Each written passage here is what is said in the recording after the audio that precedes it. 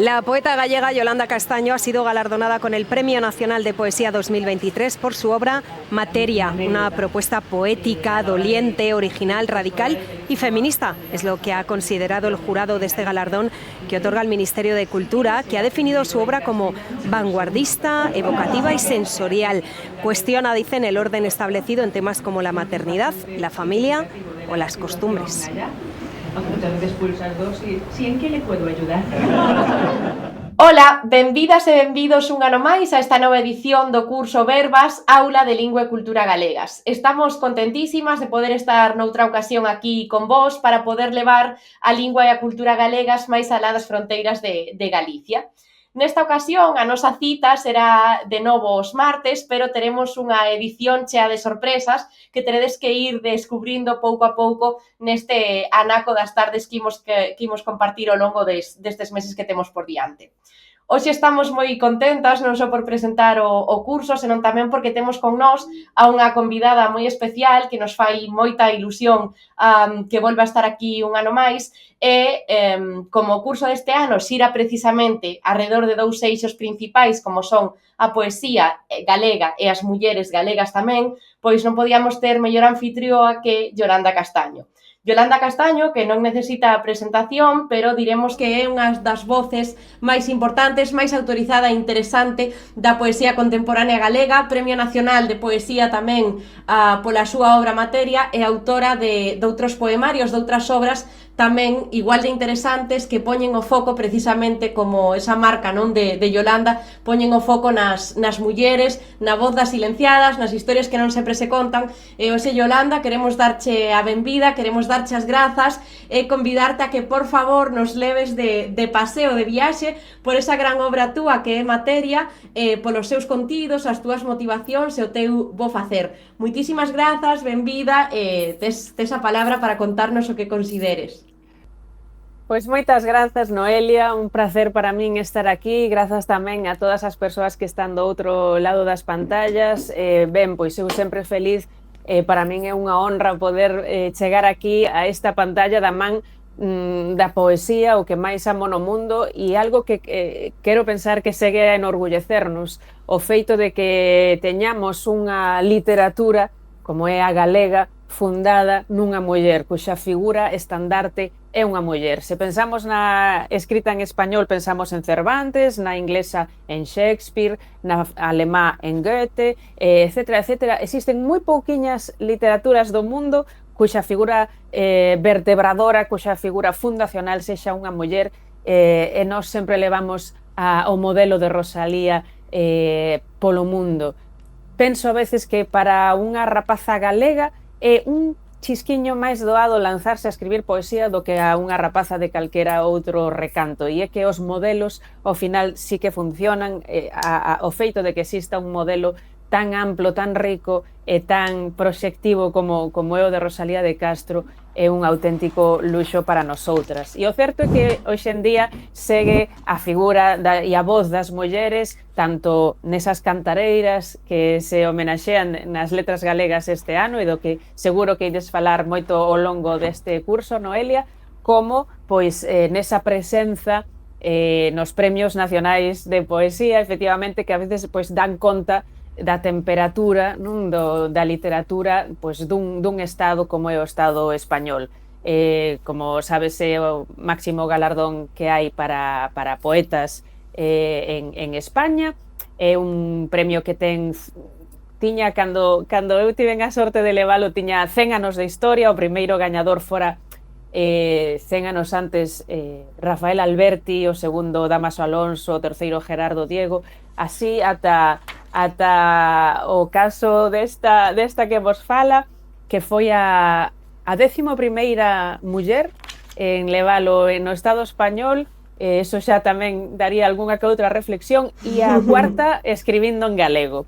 Teño esa inmensa fortuna de ser a cuarta que acadou este galardón que dá, pois, bueno, o Ministerio de Cultura e que entregan pois os reis, e que o mellor de todo penso que é que continuou esa saga, xa que se eu fun a cuarta, unha quinta tamén muller segue esa presenza tan grande da poesía galega nestes galardóns. Este ano, como sabedes, temos a sorte de que Chus Pato se una como quinta pois a ese histórico de premios de poesía, e esperemos que veñan moitas máis, porque o momento no que vive a poesía galega é dunha saúde excelente, tanto en diversidade, como en excelencia, como en ambición creativa e capacidade de traspasar fronteiras.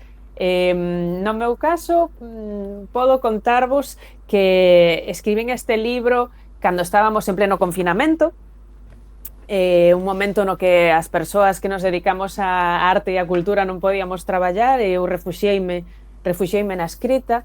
Había un tema que se estaba tocando moito na literatura, que estaban a tocar moito as autoras e os autores galegos, pero non só, que se estaba tocando tamén dende a narrativa en vasco ata o ensaio en castelán, pasando polo noso panorama literario, e era o tema da familia. Era un tema que non tiña moi tratado persoalmente, pero que pensaba que pagaba a pena tocar ao menos nun dos meus libros, nun dos meus títulos. O que pasa que vindo de min era de esperar que se tocase pois con certo cuestionamento e visión crítica, non? Penso que a familia é algo maravilloso, tuven a sorte, eu persoalmente tiven a sorte de nacer no seo dunha familia magnífica, pero tamén todas e todos temos sabido de outros casos, de que non debemos de ter unha visión demasiado edulcorada da familia, xa que esta pode ser un espazo no que a nosa personalidade medre, se desenvolva, pero tamén pode chegar a ser un espazo de represión da personalidade, fonte de traumas ou de fobias, e creo que compre que permanezamos sempre alertas. No entanto, eu escoitaba moito a palabra matria, esa especie de amalgama de muller, nación, nai.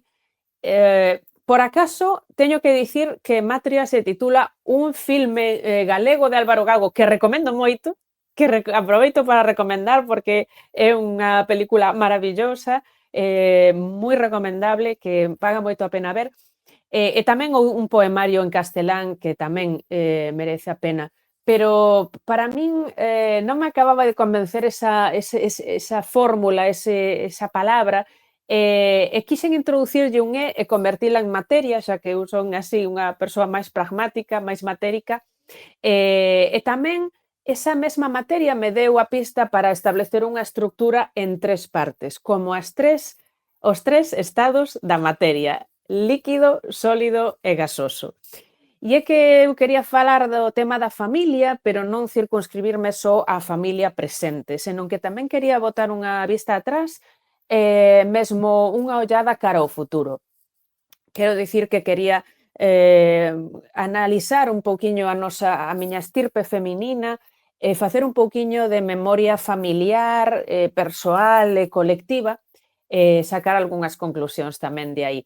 Era esa ollada pretérita que simbolicei en materia con un río subterráneo. A familia pasada é un río subterráneo porque non se ve dende a superficie, permanece agochada, mais tamén está humectando as raíces do que somos, tamén está hidratando esa raigame que nos construe. En ese sentido, pousei os ollos nas pequenas historias familiares. Penso que todas e todos temos historias familiares que merecen ser contadas. Todas temos aboas. Seguro que cada unha das nosas aboas dá para unha historia, daría para un libro inteiro. Eu quixen pousar a mirada na historia, pero das mulleres. Sempre parece que a historia retrata o mundo masculino. Eles adoitan ser os que asinan os pactos, fan as guerras, construen os negocios. Pero onde están as mulleres? Onde estaban as mulleres ao longo da historia?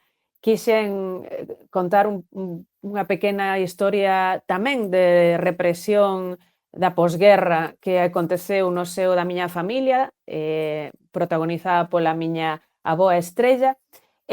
Conteino nese poemario Materia con un poema que se titula algunhas estrelas non caen do ceo. E leo, recito volo. Quere estar turbio o ceo, estrella, avolto coma un reguiño de leite que se cortou. Quérese che pousar no rabiño do ollo un vagalume. Ai non, estrella, pareceume que che viña gana de chorar. Non sei a que anda teu home non é obediente. Aquela temperatura destetaba a primavera. A lúa e o afogo. Unha ferrouca extraviada. Os pauferros da fuxida polas roldanas do vento. A teu home colleuno a noite no lugar equivocado. Da pregunta só quedaba o bordo. Unha fame sen arterias. Un regueiro de leite cortouse moi cedo aínda. Sei que chega por alá teu home, todo perdidiño de vermello. Era un lirio sen espiña a fala. A noite tentaba explicarse. Dende o soño a Compostela vai a pé unha estrela moura, romeiriña de amor, polas estradas avaras. A verdade xiraba e xiraba entre o lapso das súas tempas, negra estrela peregrina, para falar co arcebispo. Pareceume que se che pousaban vagalumes na cabeza, estrella. Ai non, que son paxaros.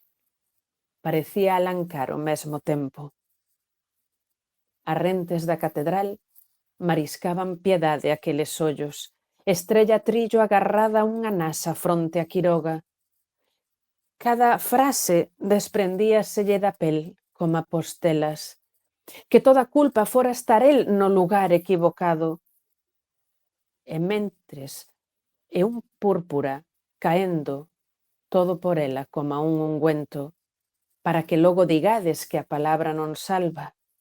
E mentres no tobo a humidade comiscaba no delirio, o sol e a fantasma no lugar equivocado. No lugar equivocado, o cristal e o discurso, a dádiva e o alento, sempre onde non deberan. A que anda, estrella, teu home? Fala dunha vez, a que anda? Unha maré de pescozos cos seus gritos ao cabalete, chegan de Cés e de Lousame, veñen de San Paio e de San Xusto, marchan peóns e xornaleiros, o brado antigo da loita obreira. Non se che ocorra, Manuel, a que habías irti con eses? Un arte de arrastre o peito, palangre de fondo, a voz. Alá polo alto de Urdilde, prendéronos a case todos. Era outono, babexaba outubro, a ti cortábase a vista. Houbo cuspe, bestas que falan, e fedor e culatazos. Lévancho ao monte do bolo, escóitame o que che digo. Vano sacando por lotes e Manuel vai no seguinte. Sempre estivemos ao relente no lugar equivocado. Un trebón, unha enxurrada, un corisco moi antigo. Ti guindácheste para os camiños como a cadela de escuma. Dende o soño a Compostela vai a pé unha estrela moura. Nacela coouse a mañá como se fose unha víbora. Sacade aquel do lote, seguide adiante co resto. No canto dos ollos de estrella foi vivir un vagalume. Como botar o cancelo a unha porta que non foi pechada, volveron traballar os ríos, continuou a auga neve. Todo o ecosistema remata por reclamarse os ventres e os ocasos, o cancro da cerdeira. É un gran letreiro enorme, de beira a beira da aldea. Manuel Castaño Blanco colabora con 100 pesetas al movimiento de la Falange Española y de las Jons, para que logo digades que a palabra non salva, para que logo digades que a palabra non salva. Ben, con este poema abríase materia, ese poemario no que quixen falar do tema da familia, pero non só da familia en termos pretéritos cunha mirada cara ao pasado, senón tamén en tempo presente. Ese presente en materia estaba simbolizado por un iceberg que tamén só deixa asomar unha pequena parte do que é, pero agacha moito máis. E é que creo que somos materia familiar en moito maior medida do que pensamos.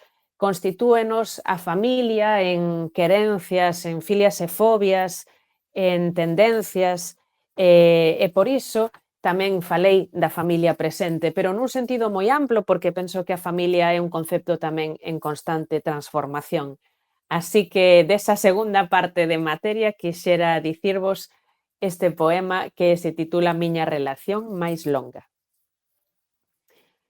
Non é algo para contar en público, pero teño unha relación coa miña casa. Os veciños critícannos porque non nos amañamos. Sacamos o lixo a deshoras e sempre hai algo xa roto que insistimos en atesourar. Sei que iría necesitando outra man de pintura. Vénselle as raíces, que loce ás veces roupa anticuada, que aínda hai unha reforma que non lle viría mal. Pero xuntas rememoramos certas visitas en silencio, e ela ponme en fronte dos ollos cada aresta na que tropecei. Sempre hai na intimidade un cuarto mal ventilado. Protexemos o segredo daquela esquiniña sucia, gardamos xoguetes inservibles e hai un caixón que non abrimos xamais. Sábeo todo de min, a miña casa. Divírtennos obxectos parvos que xa non casan con nada, frotámonos a unha outra de cando en vez. Outras, o seu amor é severo. Cos anos entendín que unha calefacción central non me alertaría dos perigos da confortabilidade. Pequena testalana, queres dicirme que quererte non a deixarme nunca descansar? Como a toda parella, prosperamos xuntas. O ascensor é tan novo que ás veces me cega, outras mórdome cando entro, só para que nunca esqueza os anos de esforzo. Eu sei que tamén me ama. Que cando perdo a paciencia e quero baixar a xiña polas escaleiras, unha porta automática se abre para dicirme que non sempre a gravidade se pon do noso lado. Sabe do meu corpo moito máis que a ninguén. Tamén ela me colle nos seus brazos cando me perdo, chorei no seu colo cada un dos espantos. Din por ela, unha vez, todo canto tiña. Ela casou coas miñas faltas. Eu dinlle a ela un fogar. Este era un poema dedicado á miña casa. Seguro que todas e todos ou moitas de vos tamén tedes unha relación moi íntima coa vosa casa. Xa vedes como de amplo é o meu concepto de familia, que ata a esta casa lle dediquei un poema, pero tamén hai poemas dedicados evidentemente ao meu pai, que foi marino mercante, tantos galegos se dedicaron ao mar, ao meu irmán, ou a miña nai, que lle dediquei un poema titulado Iceberg. Algúns destes poemas existen tamén en videopoema, un formato que tamén teño explorado dende hai tempo, tanto en canto pode dialogar co audiovisual e levar a ese formato os contidos literarios, ou tamén estes poemas podedes escoitalos en audiolibro de maneira aberta e gratuita na miña web, yolandacastano.com. Aí podedes escoitar todos estes poemas dos que imos falando con unha ambientación sonora abondo evocadora. Nada, despois de lembrarvos esos videopoemas como de Iceberg que existe por aí, tamén accesible dende as redes, paso a unha última parte do poemario, que é a que titulei Nube ou o peso da ingrávida. En materia quería falar da familia, pero tamén das súas proxeccións futuras. Como falar da familia en futuro? No meu caso, ese futuro, se ben para calquera muller fala pois, de fundar unha familia, no meu caso, enfrontábame cando escribín materia e aínda sigo aí a esa década dos 40, que é un momento vital na bioloxía dunha muller no que se enfrenta a unha decisión que non admite ben medias tintas. Ser nai ou non ser nai é unha decisión na que calquera das escollas comporta renuncias. Ser nai comporta unhas renuncias e non ser nai comporta outras renuncias. Non creo que haxa unha opción boa, senón que as mulleres teremos que escoller a que decidamos. Iso sí, penso que deberíamos sentirnos libres e que ambas as dúas opcións fosen igual de legitimadas. No meu caso, a decisión estaba tomada dende había tempo atrás e era a de non ser nai. Creía que había suficiente imaxinería sobre a maternidade, pero non tanta sobre a non maternidade, a escolla de non ser nais. Creo que non é obrigatorio ser nai para realizarnos como mulleres. O que sí é que quería visibilizar a miña opción e tamén cando me enfrontei a esa decisión decateime de que non se trataba tanto de si había unha opción mellor que outras ou si ser nai ou non ser nai, senón que esa decisión o que destapaba era toda unha serie de implicacións que daban conta dun sistema aínda moi patriarcal. Por que a decisión implicaba tantas cousas para unha muller e algunhas menos para eles? Iso daba conta dunha certa desigualdade que de algún xeito quería denunciar nesta parte do libro. En calquera caso, para dicirvos algún poema deste final, desta parte terceira e final de materia, bueno, aparte de volver a convidarvos a escoitar ou ver algún videopoema que existe tamén inspirado nesta terceira parte, como sería o de Araña, que é accesible tamén dende a rede de redes, pois quero compartir con vos un poema que é un xogo intertextual, un diálogo con outra autora, e neste caso unha autora latinoamericana, uruguaya, a gran Idea Vilariño. Ela ten un dos máis grandes e fermosos poemas de desamor que se escribiron en castelán, que se titula Ya no, no que lista todas as cousas que fixo no pasado con un amor e que xa non vai volver a facer no futuro. Me preguntei entón se podíamos listar, se podíamos enumerar e despedirnos de cousas que nunca sucederon no pasado e que tampouco van a suceder no futuro. Así quixen despedirme dunha filla imaginaria, pensei en feminino, no meu caso, unha filla imaginaria que decidín non ter, pero que xa que a poesía é o terreo máis fecundo para as sutilezas, os matices, as dúbidas e, por que non dicilo, tamén as contradicións, quixen pasar a páxina, pechar este capítulo da miña vida, como de todas as mulleres que atravesamos esta idade biolóxica, e despedirme desa filla con un sentido tamén da dignidade, da reconciliación e, por que non, tamén con moito cariño. E así, dialogando con Idea Vilariño, pensei nas cousas que non chegaríamos a facer nunca nese futuro xuntas. Non chegarei a levarte da man, nin ti te agarrarás á miña. Non che abrirei a persiana a mediodía os domingos. Non me arrincará da cama ningunha emerxencia co teu rostro. Non chegarás a morcharme a pel, nunca deterás a miña viaxe. Non che comprarei un pardal, nin serán teus os muros que me custaron tanto. Xa non saberei quen és, que significaría amarte. Non chegarei a saber se era así, como dicían.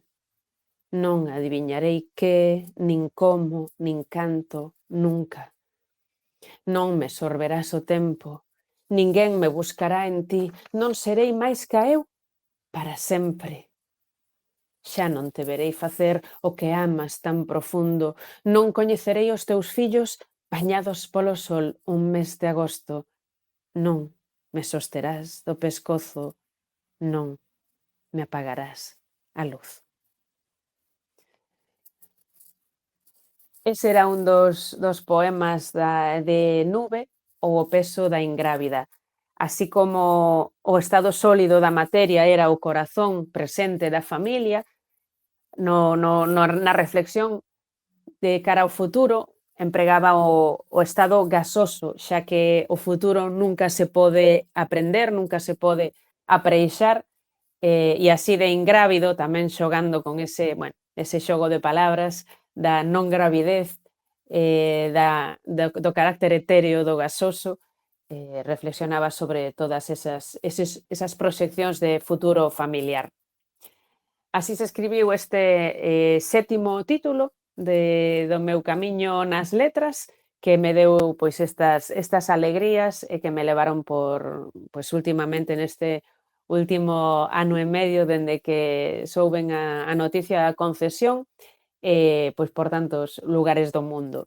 Amo viaxar coa miña poesía e ser tan ben acollida ali donde podo dirixirme ao auditorio quizáis en castelán, porque estea, por exemplo, en Latinoamérica, en donde teña que dirixirme ao auditorio en inglés, porque sexa unha lingua franca tamén que funcione tanto en Asia como ás veces no norte de África ou en Europa, en portugués, tamén nos países da lusofonía, e, bueno, e con un pouquiño de francés, no meu caso, abondo en mal falado, pero que pode servir tamén para comunicarnos. E observo o ben recibida, que é sempre a nosa escrita. A ver si cambio. O ben recibida, que é sempre a nosa escrita, dende esa curiosidade, e dende quen sabe que en materia artística, en materia creativa, non teñen tanto que decir os números, non ten tanto que ver si a literatura se escribe nunha lingua de moitos falantes ou de poucos. Algúns dos mellores poetas de Europa escriben en macedonio, en estonio, en maltés, en lituano, solo por dicir 4 linguas con moitas menos falantes que o galego, pero a hora de comunicar emocións non é tanto a lei do máis forte como a de quen mellor pode comunicar. É unha honra para min neste caso como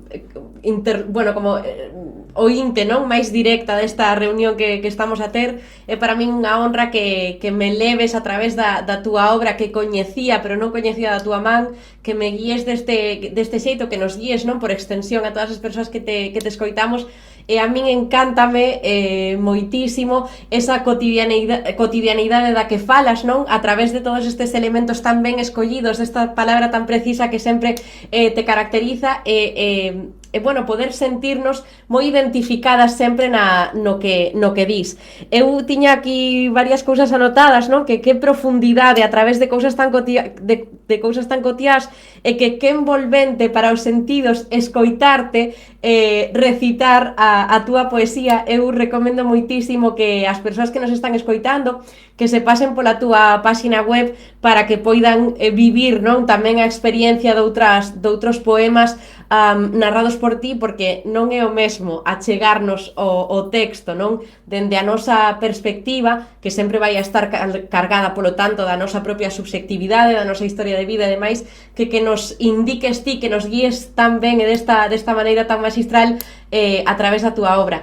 É un luxo, é un gustazo para os sentidos escoitarte, por suposto que nos leves a través da obra. A min pareceme que materia é máis como ti a presentaches aquí, é unha viaxe excelente, é un percorrido por estas vivencias polas que pois nos sentimos moi identificadas, penso que moitas de nós, pola miña banda, agradecerche moitísimo isto que acabas de facer. Para mí acaba de ser un regalo, quedaríame escoitarte aquí horas, moitas horas máis. Moitas gracias polas túas palabras, Noelia. En realidade, grazas por poñer en valor a faceta oral da miña poesía. Nunca esquezo que a poesía naceu precisamente para ser cantada, para ser dita, nomeadamente a poesía galega ten ese momento histórico glorioso, esa idade de ouro que foi a idade media na que, grazas aos trovadores, non? E eses cancioneiros medievais que seguen a ser a nosa grande xoia patrimonial, pois recuperamos esa idea, despois a poesía, pois dende logo que se repregou aos libros, pero eu nunca deixo de lembrar que naceu para ser cantada e que ten esta faceta oral que pode chegar tan lonxe, non? E este ano, volvendo a entroncar con esa oralidade da poesía, pois penso que é unha maravilla que se dediquen as letras galegas ás cantareiras, porque elas non deixan de tirar dese mesmo fío da tradición, non? De levar pois o enxeño feito palabra, a oralidade, moitas veces pegado a unha música. Como dicías ti ao comezo da túa intervención, non? Que se vexan tamén estas outras perspectivas, estas outras historias contadas por outras voces que non sempre están aí no centro ou no foco, non? A min pareceme genial esta oportunidade, esta túa obra. Moitísimas grazas por crear e por facelo tan ben e por estar tan comprometida, non só coas letras, senón coa transmisión tamén de ideas, sentimentos, sensacións, e por facelo tan ben. Eu estou encantada como sempre. Bueno, a poesía sempre intenta dar voz aos discursos periféricos. Nós estamos tamén un pouco nunha periferia, falamos nunha lingua minorizada, e falar dende o suxeito feminino. A poesía nunca será o discurso do poder, sempre será pois a linguaxe das marxes, así que oxalá que siga remetendo contra o pensamento único, rachando estereotipos e mirando novas formas de dicir e de pronunciar e con iso tamén de entender o mundo e a vida.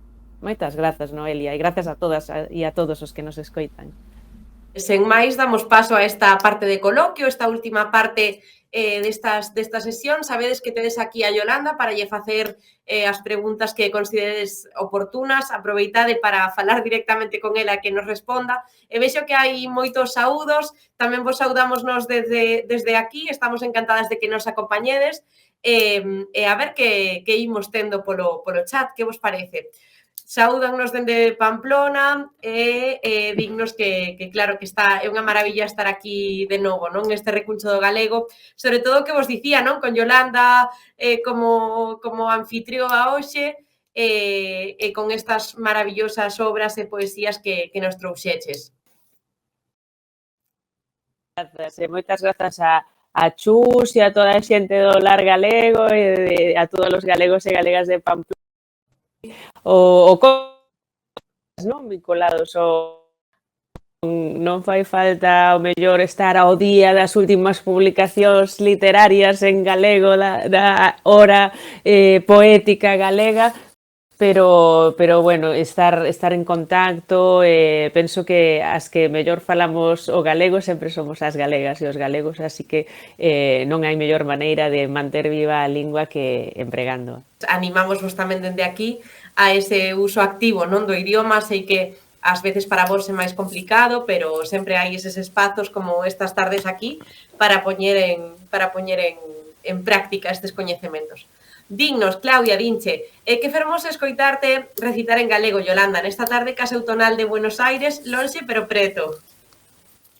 Que bonito, que fermoso, a verdad que estive varias veces en Buenos Aires sempre con esa disparidade de estacional, non? Que tamén presta, que tamén gusta, e sempre se siente unha pois como na quinta provincia, claro que sí, é sempre emocionante poder levar tamén a nosa poesía en galego. Sabedes que eu teño a sorte de poder levala por todo o mundo. Mañá levarémola de feito a Croacia, viaxarei a Croacia para celebrar ali o Día da Poesía, que é moi axiña esta mesma semana, pero claro, cando teño levado a miña poesía en galego a recantos como Buenos Aires, pois unha se sinte doblemente na casa, non? Doblemente na casa. De todos os xeitos, iso, volvendo ao que decíamos antes, verdade, Noelia, que vas a estar moi de acordo comigo en que tampouco a veces o afán de perfeccionismo pode coartarnos e pode bloquearnos cando creo que é mellor desembarazarnos del e camiñar adiante, non? Creo que tampouco somos tan perfeccionistas cando falamos en calquera outra lingua, mesmo cando falamos en castelán non somos tan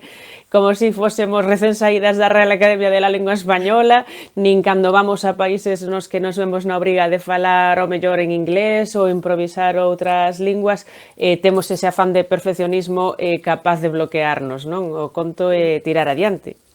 Efectivamente, sobre todo o que dis do afán de mellorar, que nos, de perfeccionismo neste caso, que nos permita, que nos sexa útil para mellorar, non? No sentido de, pois nun sentido máis feble, pero que non nos sexa limitante neste caso. Sí, totalmente, suscribo cada unha das palabras que dices, espero tamén que nestas tardes pois saibamos tamén transmitir isto ás persoas que nos escoitades. Que máis temos por aquí? Que gustazo volver a coincidir coas dúas. Dinos María Jesús Rodríguez, pola miña parte grazas, pero aquí hoxe a protagonista indiscutible e Yolanda e a súa obra. Moitas grazas, eu sempre estou moi feliz de facer parte desta, bueno, pues deste foro, digamos, non, aberto, desta Galicia aberta que nos conecta coas galegas e cos galegos da diáspora, que formoso tamén é esa vontade de manterse en contacto, non, de manter ese vencello co galego, que tamén é o que construe o noso pobo, non? Totalmente, pois totalmente de acordo e sobre todo ademais pois ese vencello do que falas, esa quinta provincia tamén da que falabas antes, son maravillosos para como instrumento de difusión, máis que como instrumento como campo, non? De difusión do idioma galego, por iso non teñades, retomando un pouco a idea de antes, non teñades estes prexuizos de nin do perfeccionismo, nin do non pertenza moitas veces a determinadas comunidades de prácticas neste caso, para que, bueno, pues para non falar galego, non? Que non sexa iso un prexuizo que vos impida. E sabedes que, bueno, copiando un pouco o formato que tiñamos xa en edicións pasadas, pois nesta parte de coloquio podedes incluso non só facerlle preguntas a Yolanda sobre a súa obra, senón sobre outras cuestións, pois se vai a estar por vos aires nalgún momento, se vas facer algunha xira internacional, porque sabemos que es unha das nosas voces, ademais, máis internacionais. Non sei se tes algo así á vista. Pois, bueno, aparte de eso, Croacia, que é xa inmediato, unhos diñas máis tarde irei por Sevilla, por Roma, o mes que ven a Abu Dhabi, que non sei se nos estará vendo alguén desde Abu Dhabi. En maio estarei na Feira Internacional do Libro de Bogotá. Seguro que hai alguén de Colombia que saiba que o Estado español, todas as literaturas de España son, bueno, pues convidadas especiais nesta Feira Internacional do Libro de Bogotá, unha das máis importantes de Latinoamérica. Bueno, eu son unha das autoras que fará parte desa delegación oficial de escritoras e escritores chegados dende España en maio, como digo. Máis tarde chegará Bolivia, a miña primeira vez en Bolivia, que é un país ao que xa lle tiña moitas ganas. Xa contra o verán andaremos por Panamá, por Grecia, máis tarde por Nova Delhi, por Hong Kong e outras cidades do sur da China. Así que, bueno, queda abondo por percorrer este ano, pero moitas cousiñas interesantes e estimulantes.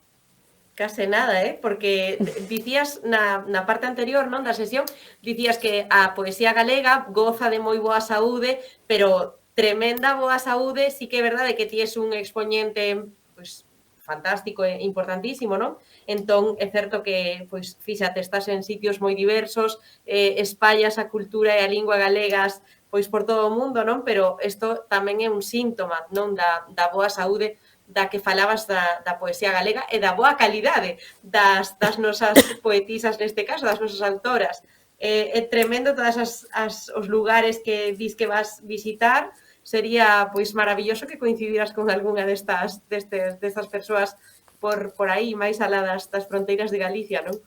É Pois un orgullo para sí nós. que se ten dado, iso sí que ten pasado moito, non? Sí, Moitas non? persoas que se achegan a min despois deses actos, pois contándome que pois son ás veces son xa de segunda xeración, de terceira xeración, pero moitas persoas, pois sí, emigradas neses lugares, non? Esta semana presentaba o meu primeiro libro en traducción o asturiano, eso estaba moi pertiño de aquí, pero tamén había persoas bueno, que se instalaran neste territorio veciño, pero sempre me atopo, pois eso, vou volver a Panamá, onde estiven o en agosto do ano pasado e tamén encontrei galegos na diáspora ali moi ben acollidos, por certo, moi a gusto de estaren ali, e espero agora a saída do meu libro en polaco, que tamén é outra terra que tamén ten acollido galegos e galegas. Neste caso tamén debemos destacar, non? Que son linguas que coñecemos como ou que etiquetamos, non? En moitos casos como minoritarias, pero non por iso son menos importantes, senón que todo o contrario, canta máis industria da traducción teñamos e a cantos máis idiomas poidamos traducir as nosas obras, pois tamén é un síntoma de riqueza non só lingüística, senón tamén de interese pola nosa obra, non? Ao final, ás veces con isto da hexemonía do inglés, perdemos un pouco de vista a necesidade de traducir obras a todas as linguas. Non sei se recuperamos a conexión por aquí. Pois imos seguir pasando algún comentario e a ver o que me dicides. Dinos Rodrigo, estou contento estou agradecido, pola Xunta de Galicia. Perdonade a miña traducción automática, xuntarnos a todos os galegos espallados polo mundo, somos unha familia. Pois efectivamente, as linguas teñen tamén este afán de unir, non? De enraizar e de familiarizar, polo tanto, as persoas que as falamos ao longo de todo o mundo, ao longo de todo o territorio neste caso. Así que encantadas de saudarte tamén, Rodrigo, e desexamos verte por aquí moitas máis tardes de martes. Algunha cousiña máis? Pois temos outro comentario. Aquí temos un grupo onde aprendemos galego por Zoom. Onde me dis, cando me dis aquí, a onde vos referides? Tamén aproveitade este tempo de coloquio, non? Que sabedes que este ano un poquinho máis reducido, pero aproveitade, así vai a ser máis intenso, aproveitade este tempo de coloquio tamén para poñer en coñecemento das demais persoas de Bos Aires, dinme polo auricular, para poñer en coñecemento de outras persoas pois este tipo de grupos de comunidades de prácticas, de iniciativas que tedes normalmente tamén dentro dos centros galegos e demais, pero porque pode ser pois un bo punto de encontro, non? Tamén para contactar con outras persoas que teñen inquedanzas semellantes neste caso. Vale, aquí dinnos, non falo galego nin castelán, pero vou aprender, pretendo coñecer Galicia, Pontevedra, onde naceu o meu avó. Pois mira, fíxate, dis que non falas nin castelán nin galego, pero ves que temos unha intercomprensión perfecta. Non sei se no caso da oralidade ti tamén o percibes así, pero no caso da escrita ves que temos unha intercomprensión que non nos vai a impedir comunicarnos nestes pequenos foros.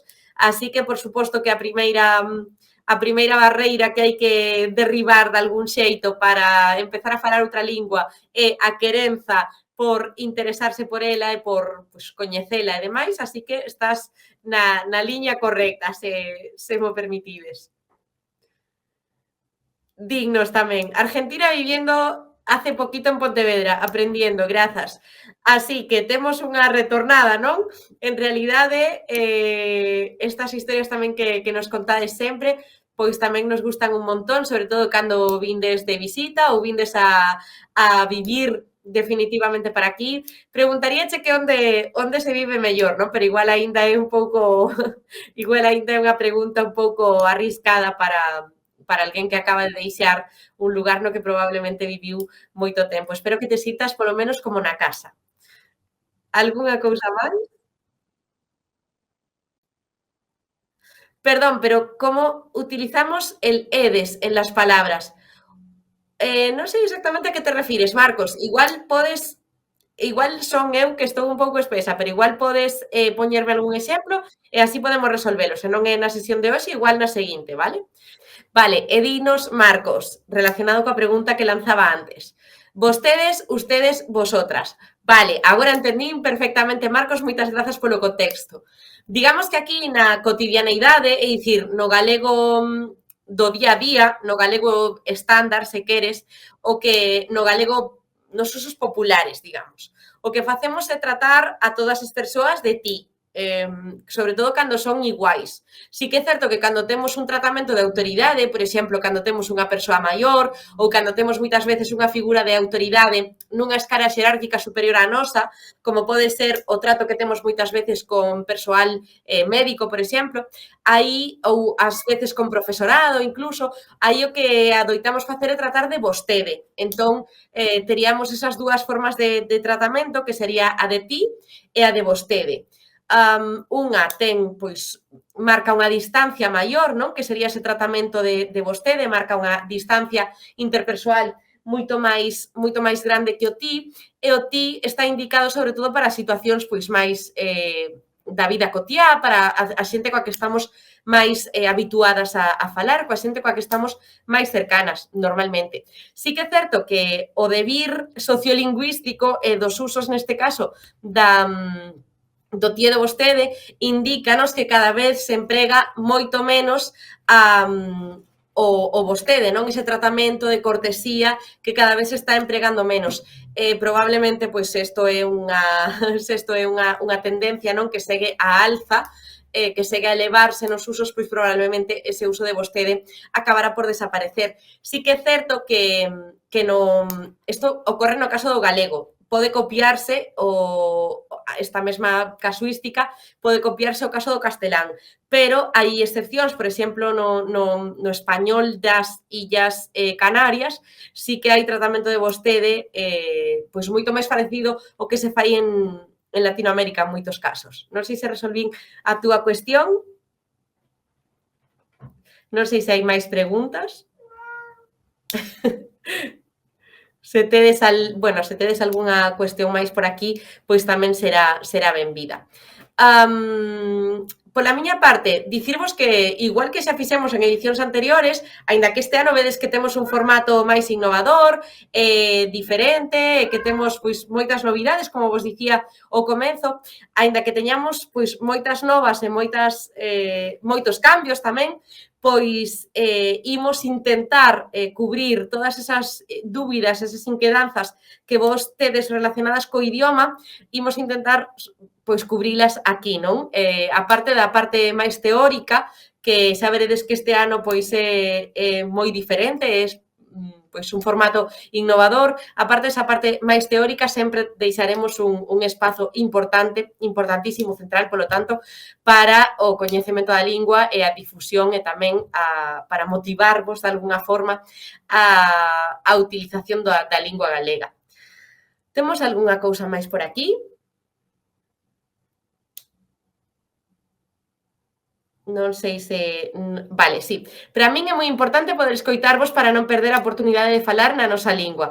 Pois, efectivamente, isto tamén é unha cuestión central a que comentas, porque, en realidade, como vos dicía tamén Yolanda antes, non? O único galego malo, non o dicía talmente así, estou parafraseando a mal, en realidade, pero o único galego malo é o que non se fala. Isto dirémolo ao longo do curso en moitas ocasións, como xa fixemos noutras edicións anteriores. Así que o primeiro paso tamén, a parte da querenza, non, por falar o idioma, tamén está en ter inputs, en ter exemplos, non, que nos axuden a poñer en práctica pois os nosos coñecementos en lingua. A parte das comunidades de prácticas, non, que son necesarias para pois falar con outras persoas, para escribir con outras persoas e demais, tamén é necesario ter estímulos, non, que nos de galego oral, de pois que sexan de utilidade, non, que sexan exemplos. E para iso tamén estamos aquí, non, para ser ese exemplo que vos sirva para aprender, para seguir querendo aprender e conservar tamén a nosa lingua máis alá das fronteiras de Galicia. Sexa o lugar que sexa no que estades, porque sei que son lugares moi diversos este ano, ademais. Vai outra pregunta. Vale, dinos Silvia, sería algo así como que ti sería igual a tú e vostede a usted, exactamente. Describíchelo super ben. Observei que certas conxugacións verbais teñen esa mesma terminación. Non sei exactamente a que te refires, pero igual te refires ás formas non persoais. Non sei exactamente a que te refires. Igual podes aclarárnolo mellor ou non, ou estou eu, podemos divagar aquí. Algunha cousiña máis? Moitas grazas, dignos, feliz de estar rodeada de tanta natureza arredor, aínda que se extraña, perdón, a familia e amigos. Pois nada, polo menos non sei onde te atopas, pero bueno, o de extrañar, aquí temos un termo moi galego, non? Que se di para este extrañamento, neste caso, para botar de menos, que sería morriña. Así que, pois, só hai unha posibilidade de transitar por ela. Algunha cousa máis? A ver se hai algunha cuestión por aquí, pero se non, pois esperamos a Yolanda. Vale, vinnos por aquí Blanca. Blanca Dieguez, hola Blanca, encantada de saudarte. Eu son da comunidade do Centro Galego Santa Fe. Pois benvida á comunidade tamén do Centro Galego de Santa Fe, benvida a esta primeira tarde de curso da nosa Aula Galicia Aberta. Espero que nos acompañes ao longo de todas estas semanas que temos por diante para ir descubrindo todas as cousas que temos por aquí preparadas. Creo que seguimos tendo algún tipo de problema técnico coa batería. Vale, vemos aquí a Rodrigo que nos di breve, vou para Galicia. De man, non o sei. Non sei exactamente o que nos quixo dicir Rodrigo, pero entendo que en breves momentos ou en breves instantes vai a vir para Galicia, non? Igual nos podes confirmar se así, Rodrigo.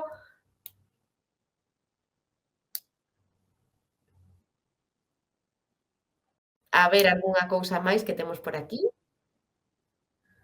Vale, non sei se dinos Dorali Campos. Non sei se xa se respondeu esta pregunta, pero o bacharelato en que lingua o dan? Espero retornar pronto coa miña filla adolescente e iso preocúpame. Pois mira, técnicamente, aquí a Lei de Normalización Lingüística di que para resumir, a maioría das materias do bacharelato teñen que ser dadas en lingua galega, pero isto non sempre se cumpre, no sentido de que as materias que se dan en lingua galega, esencialmente todas en lingua galega, son lingua galega, propiamente. Despois hai outras moitas materias centrais que si deberán darse en lingua galega, pero a verdade é que a elección, en moitos casos, está na man do profesorado, no sentido de que poden escoller, aínda que haxa certa obrigación, poden decidir en que idioma dan as clases. Aínda que os materiais docentes estean en lingua galega, eso non significa que se cumpra o 100% esta porcentaxe de asignaturas en galego e en castelán. De todos os xeitos, se a dúbida é porque tedes medo, neste caso concreto, non, de que non se entenda en lingua galega ou porque se xa unha dificultade non, na aprendizaxe, neste caso, das materias do bacharelato, eu diría que a intercomprensión, como lle dicía antes o compañeiro que falaba, a intercomprensión entre os dous idiomas é altísima e, ademais, pois, en realidade, con esta intercomprensión tan alta, tanto na oralidade como na escrita, a verdade é que hai pouca diferenza, en realidade, dunha lingua a outra. Creo que temos por aquí a Yolanda, afortunadamente, mentres volve con nós, mentres volve a conexión, creo que temos algunha cousiña máis, aproveitamos para vela. A ver, pois temos por aquí un saúdo dende Burgos, vale, non só temos comunidade que nos ve máis alá do océano, non? Que sempre dicimos máis alá do océano, senón que tamén nos escoitan dende a propia península, non? Dende aquí o ladiño, pois saúdos tamén para a comunidade galega que nos estea vendo e escoitando dende Burgos, e tamén benvidas a esta primeira clase presentación. Ben, seguimos aquí, sería unha mágoa, a verdad, que non podernos despedir de Yolanda, entón estamos vamos ter un pouquiño de paciencia para podernos despedir dela e que nos diga algunha cousa máis que se lle quedou seguro por aí, e así, pois, xa vos deixamos ata o próximo día, que sabedes que repetimos día e horario. Dicía, sabedes que repetimos día e horario e dicir, vémonos todos os martes á mesma hora, agora sí pola canle de Facebook máis por Instagram, e nada, este novo formato estou segura de que vos vai a gustar. É certo que para nós son as 8 da tarde, aquí xa as 9, pero igual vos pilla nunha hora así medio incómoda para algunhas persoas, pero ter os vídeos despois e estar grabado, pois sempre podedes consumir o material, sempre podedes consumir o material pois noutra data, non? Ou cando teñades máis tempo ou o que sexa. E precisamente tamén empregar este tempo de coloquio para as dúbidas que poidan xurdir, aínda que non sexan desa sesión especificamente, pois doutra pasada ou algunha cousa máis subxectiva ou máis vosa. Ben, a ver, que creo que agora creo que temos outro saúdo desde Guatemala, non son galega, pero estou aprendendo galego, pois benvida tamén, seguro que podemos axudarche, aínda que sexa en pequeno formato, non? Para que sigas aprendendo galego. E agora sí que sí, o vos fais esperar, creo que xa temos por aquí a Yolanda preparada. Encantada de despedirme de vos, da xente querida de Guatemala, das persoas de Burgos, que precisamente este venres pasado tiven a sorte e o privilexio de poder levar a miña poesía por primeira vez ata Burgos este venres pasado, ali na Fundación Círculo, que fermoso foi ese encontro, donde precisamente ao remate non coreaban outra, senón outra en galego. Que bonito foi. Así que, nada, para todas as persoas que nos escoitan, galegos e galegas, ou con algún vínculo galego dende máis pertiño ou máis lonxe, pois unha aperta enorme e oxalá que podamos coincidir algún día por aquí e por alá. Pois, oxalá, aí queda esta petición tamén, esta reivindicación, e pola nosa parte, pois ata aquí chegou a sesión de hoxe.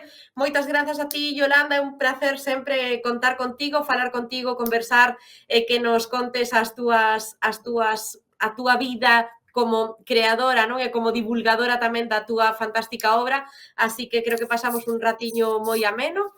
Desexamos que todo vaya ben, que vaya moi ben toda esa xira internacional coa túa magnífica obra, e desexamos verte o máis pronto posible, se non é aquí pois físicamente, que sexa a través das túas obras. Sen máis, grazas ás persoas que estades do outro lado da pantalla, tamén grazas, vémonos o vindeiro martes e espero que desfrutarades deste inicio de curso. Chao!